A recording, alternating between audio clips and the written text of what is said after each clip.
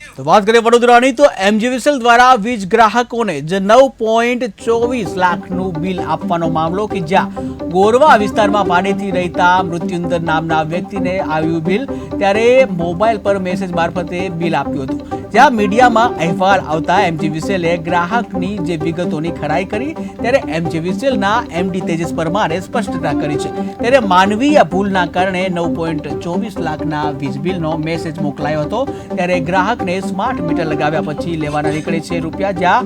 1073 રૂપિયા એમજીવીસીએલ પાસેથી લેવાના નીકળે છે, ત્યારે ગ્રાહકને ટૂંક સમયમાં રિફંડ આપવામાં આવશે।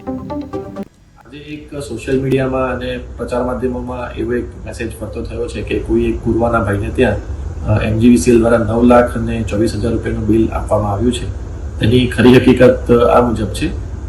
જ્યારે આપણે મીટર રિપ્લેસમેન્ટ કરવા જઈએ છીએ ત્યારે જૂનું જે મીટર છે એનું છેલ્લું રીડિંગ લઈને એની આપણે ફોટો પાડીને એ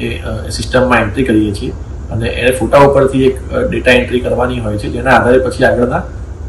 જૂના ચાર્જની ગણતરી, બાકી ચાર્જની ગણતરી થતી હોય છે। તો આ કિસ્સામાં ડેટા એન્ટ્રીમાં ભૂલ થવાના કારણે જે ચાર્જ છે એ વધારે ગણાઈ ગયો હતો અને જે